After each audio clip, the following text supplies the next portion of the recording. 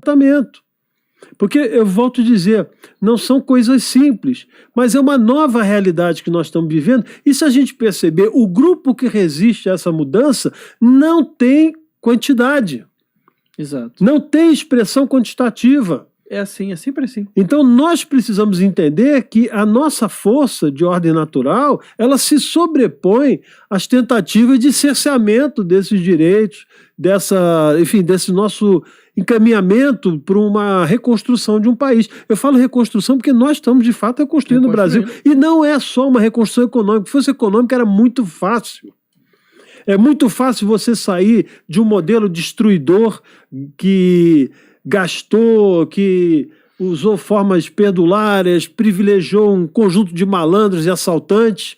Perfeito. Isso você muda e a economia começa a responder. Responde muito mais rápido que essa mudança que a gente tem que fazer, que são de princípios, de valores e que precisam se ressedimentar na cultura nacional e principalmente no ambiente político. Então, eu quero aqui estimular a esses deputados, a esses senadores, esse grupo político que está, por exemplo, notadamente no governo federal, que se oponham de maneira objetiva a essa estrutura que não é legal. Ela não é legal. Então, ela não tem como... Tem uma vedação moral fundamental que vai acabar acontecendo daqui a pouco. A Polícia Federal não vai cumprir mais mandados desse tipo. Não é possível que vão usar a força do Estado. E eu, por exemplo, delegado federal, eu, agente federal, eu, policial militar, eu, policial civil, vou ser o agente que vou atuar contra o igual a mim. O igual a mim são esses, e não as tais grandes autoridades. Exatamente, exatamente. Não necessariamente a cúpula tem que dar um jeito. O próprio corpo institucional ele vai acabar se voltando. Patriota contra patriota. Isso aí vai acabar acontecendo, né? Até porque isso aí pode gerar, inclusive, uma insurreição. Sim. Né? Uma grande insurreição. E se isso acontecer, meu amigo, aí o negócio vai ficar feio. Mas eu tenho absoluta certeza, tal qual a sua. Desculpa, essa insurreição que você fala aqui, que logicamente é a característica, né, do fato, né, que você pode nominar dessa forma, mas ela não tem essa dimensão da expressão da palavra insurreição. Sim. Sim. Porque pode levar a um certo grau de perigo, né, de achar que são movimentos. Não, o que vai ser é o encontro de nós com nós mesmos, do melhor de nós. Então, por exemplo, eu tenho uma juíza que eu não citei o nome dela aqui, nem quero citar, mas é brilhante. Quando ela fala da questão do Supremo, eu tenho absoluta certeza que quando chegar uma decisão na instância dela, ela vai cumprir segundo a lei. E isso pode acontecer dentro do judiciário. E vai acontecer em todo. Quando se pedir para a primeira instância, falar assim, olha, interroga tal testemunha. Vou nada. Não vou interrogar. Isso aqui tá ilegal, isso aqui é inconstitucional. Não vou fazer. E aí? E aí? O Ministério Público, um delegado de polícia, chefiando o inquérito. Exatamente. Basta um procurador regional dizer assim, negativo. Bandido eu não sou. Ninguém vai cumprir isso aqui. Basta ele mandar uma orientação que aquela região dele ali, meu amigo, não vai cumprir. E, Mauro, tem o seguinte, vai ser um igual a nós que vai ser instado, por exemplo, a atuar contra este. Exatamente. E ele vai chegar e vai dizer, não vou fazer. E aí, vai fazer o que? Vamos aprender também? Como é que vai ser? Como fica isso? Então, Márcio, eu tenho absoluta certeza, as coisas vão caminhar por um ordenamento natural desse ajuste, aquelas pecinhas que vão novamente se encaixar. É a questão de que nós estamos no meio de um processo, né, já há alguns anos, devido ao advento da internet, da gente ter aquelas pessoas que antes não tinham vozes, agora elas têm vozes. Agora elas têm voz, né? Elas podem falar para casa das pessoas, para as pessoas que estão em casa, para a população brasileira. Ou seja, muita gente não percebeu, mas ontem foi algo histórico que aconteceu na TV aberta brasileira. Sim, sem dúvida. Aqui na Band.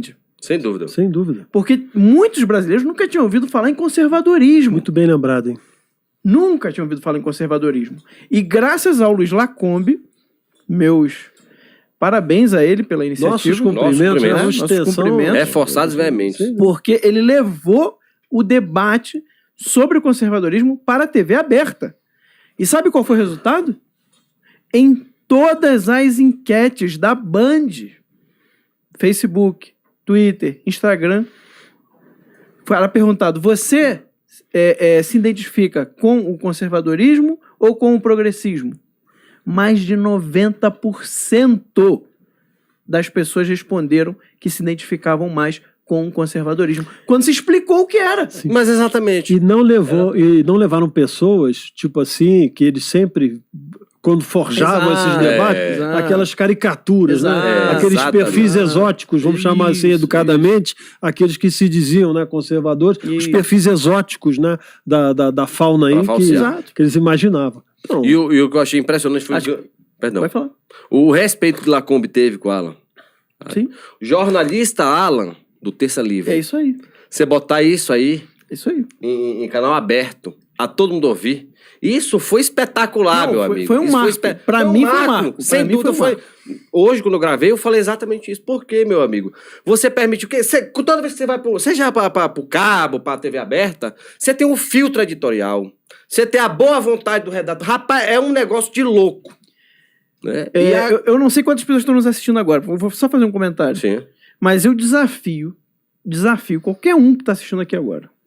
Qualquer um. Você que veio, né, petista aí, que veio para ficar falando mal né, para ficar falando mal lá no chat, para ficar bagunçando o chat, né? Até para você, principalmente para você eu tô falando agora, né? Eu duvido, né, faço o desafio de que se você lê, porque o problema é que as pessoas não leem, mas se você lê um artigo, só um artigo do professor Olavo de Carvalho, você não vai se identificar. Eu duvido. Porque os professores esquerdistas, eles têm pânico que os alunos leiam algo do professor Olavo de Carvalho.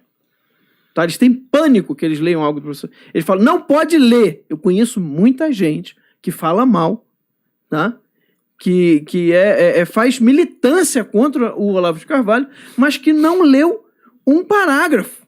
Sim, sim. De nada. De nada. Eu falo, cara, como que você está criticando se você nunca leu nada? Eu critico Marx, mas eu li Marx. Eu critico Stalin, mas eu li Stalin. Pô, eu vi o debate do professor com o Dugin, eu sei o que o Dugin pensa. Como que eu vou criticar alguém que eu não li um parágrafo? Eu duvido. Eu faço aqui um desafio público. Se você lê um artigo do professor Olavo de Carvalho, eu tenho certeza que você vai se identificar com o que ele está falando. Sim, claro, sempre vai ter gente que pode discordar, mas a grande maioria, e a grande maioria, eu tô falando de 95% para lá, tá? Que lê, vai se identificar, porque essa foi a sensação que eu tive. Mas é verdade. Eu não sabia nada de conservadorismo, de direito. Quando eu li um artigo, eu falei, cara, eu sempre pensei isso. Pensei isso. Mas exatamente, eu se não me engano, o Reagan que dizia, né? Existem dois tipos de pessoas no mundo. As que leram Marx e as que entenderam. Né? Muito bem.